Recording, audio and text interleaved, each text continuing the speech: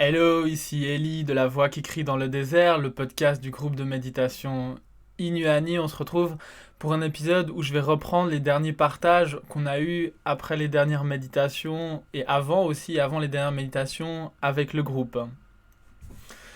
On a parlé du fait que quand on fait de la méditation, quand on est sur un parcours spirituel, il y a cette idée plus ou moins consciente ou inconsciente que on vient là pour avoir plus d'harmonie, pour avoir plus de paix dans notre vie. Et forcément, c'est quelque chose qui est vrai. On vient entre autres pour ça, mais il y a pas mal d'incompréhension là-dessus. Finalement, un parcours spirituel, c'est pas toujours couleur de rose, c'est pas toujours dans la lumière. On vit dans une dimension duelle, dans une dimension où il y a la lumière et l'obscurité, et on doit trouver un certain équilibre là-dedans. Et dans la spiritualité, quand on va commencer à aller voir à l'intérieur de nous-mêmes, plonger dans les interstices de notre subconscient, de notre univers intérieur, de tous les élémentaux, les éléments, comment cet univers fonctionne, on va remuer et il y aura plein de choses qui vont se passer, de bien et de pas bien, enfin de choses agréables et de choses moins agréables si on parle d'harmonie ou de paix. Donc on vient faire la méditation, beaucoup de gens viennent faire la méditation pour être calme, pour être en harmonie, et c'est vrai que ça va être une conséquence de la méditation, forcément quand on se pose, quand on se relaxe, il y a tout qui va s'apaiser, et ça va faire qu'on se sent plus en harmonie, qu'on se sent mieux.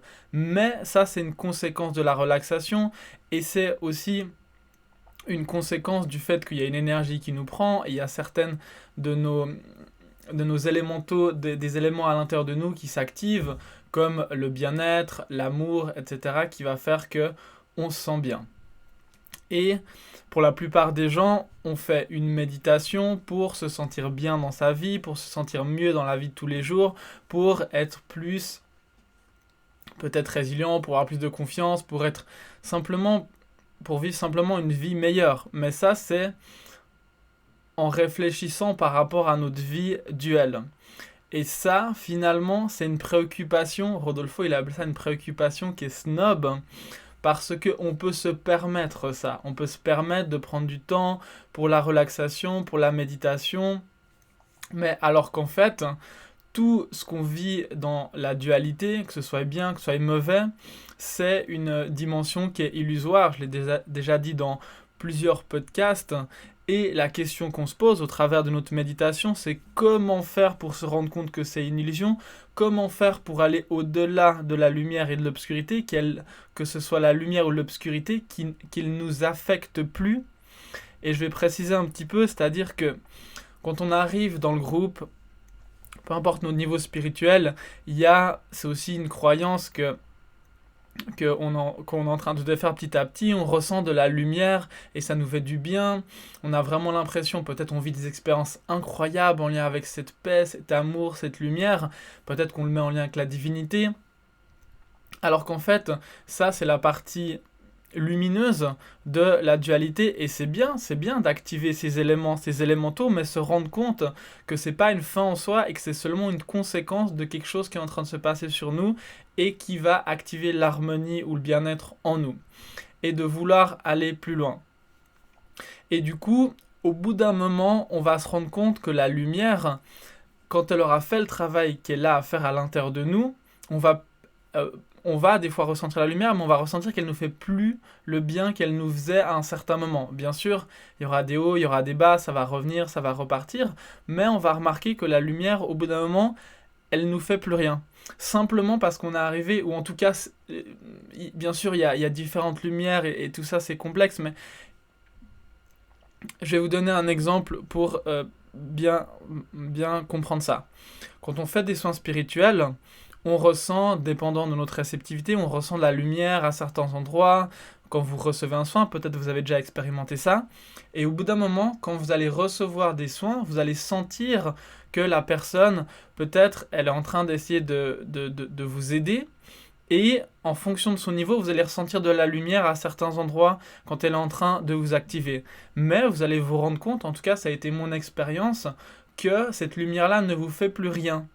C'est-à-dire que vous avez déjà un niveau de conscience où cette lumière-là n'a plus de conséquences dans votre univers psychologique, physiologique et mental. Et donc, que ce soit pour la lumière ou l'obscurité, on va progressivement aller au-dessus de toutes ces forces qui font partie de cette dimension et qu'on doit comprendre. Pour ça, on a un outil, c'est la méditation, c'est bien un outil. Une fois qu'on a traversé la rivière avec la barque de la méditation, on ne garde pas la barque sur son dos, on la laisse, on n'a plus besoin, on a déjà traversé la rivière. Et on utilise cette barque de méditation pour aller en face de notre propre réalité divine. Et ça, c'est comme une science mystique qu'on doit comprendre, qu'on doit observer à l'intérieur de nous, comment activer les différentes forces, les différents éléments élémentaux, et donner la juste valeur à tout cela. Se secouer de ses croyances petit à petit, la lumière n'est pas divine, la lumière est une conséquence de quelque chose qui se passe dans notre corps. Bien sûr, elle déclenche des forces très fortes dans notre évolution, comme l'amour, qui fait que on a vraiment l'impression, on vit des expériences qu'on n'a pas vécues jusqu'à maintenant, mais c'est qu'une partie de ce que la divinité peut nous faire vivre, et la divinité n'a pas d'adjectif, elle n'est pas lumière, elle n'a pas besoin de ressentir quoi que ce soit, elle est absolument tout. Dès le moment où on la définit d'une certaine manière, on est en train d'occulter tout le reste, et on est en train de créer une contradiction inconsciente qui fait que on va créer un égrégore sur quelque chose qui ne correspond pas à la réalité. En tout cas, c'est ce que la collectivité humaine fait beaucoup avec cette croyance, par exemple.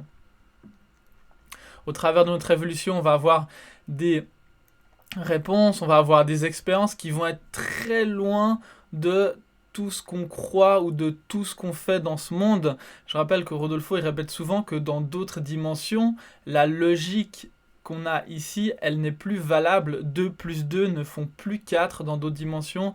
Et c'est des expériences qu'on va être amené à vivre progressivement. Et je rappelle, ne pas avoir peur, avoir du courage, d'assumer sa responsabilité de chercheur spirituel. Si on est sur cette voie, on y va, on continue et on va commencer à vivre des choses qui vont être en accord avec notre niveau de conscience, ce sera jamais trop, mais des choses qui vont peut-être nous surprendre ou nous paraître bizarres de premier abord avant qu'on les intègre et qu'on comprenne qu'est-ce que c'était la réponse, qu'est-ce que c'était le grain d'évolution, de connaissance qu'on avait besoin d'acquérir au travers de cette expérience.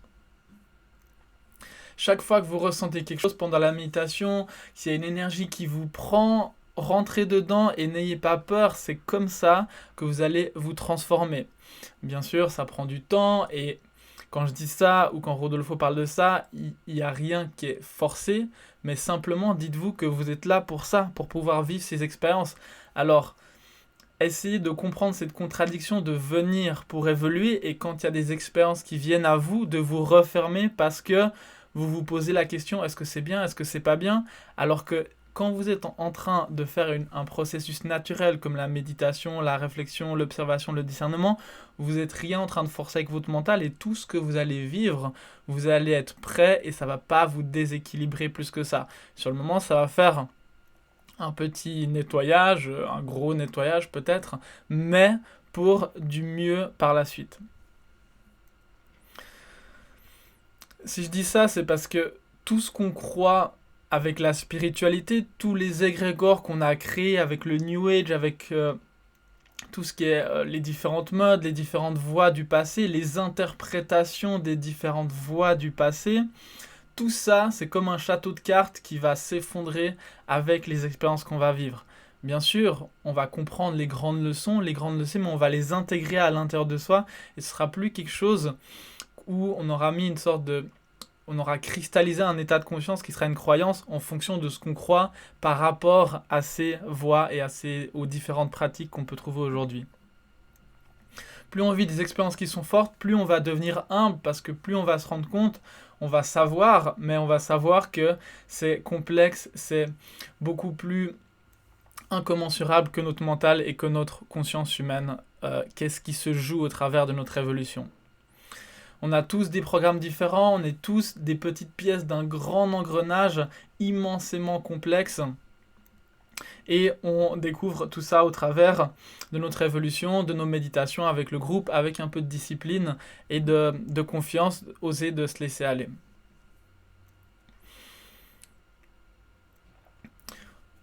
On a aussi parlé du fait que,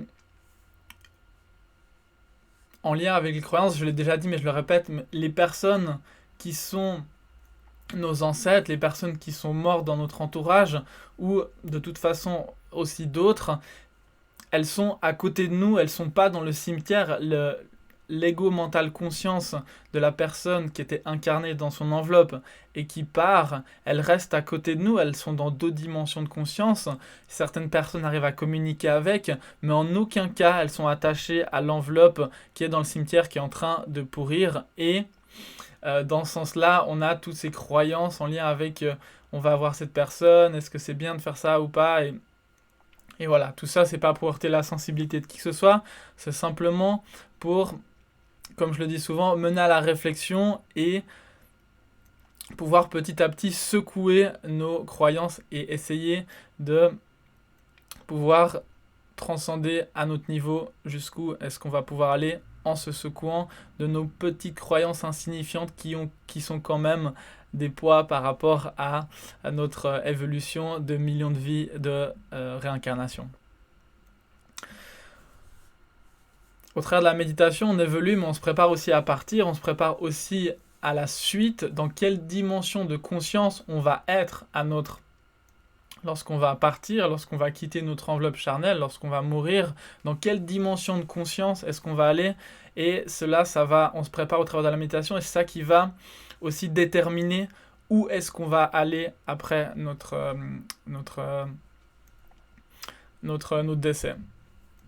Je vous remercie beaucoup de m'avoir écouté. Je vous rappelle que si vous ne méditez pas avec le groupe, vous pouvez cliquer sur un des liens ci-dessous pour pouvoir nous rejoindre, essayer de venir méditer avec vous, voir si c'est quelque chose qui vous correspond. Il y a aussi des liens pour rejoindre le canal Telegram, le groupe WhatsApp, parce que les emails, il y a toujours des problèmes, il y a toujours des personnes qui n'arrivent pas à recevoir à cause de tous les filtres, etc. Donc il y a le canal Telegram ou alors le groupe WhatsApp.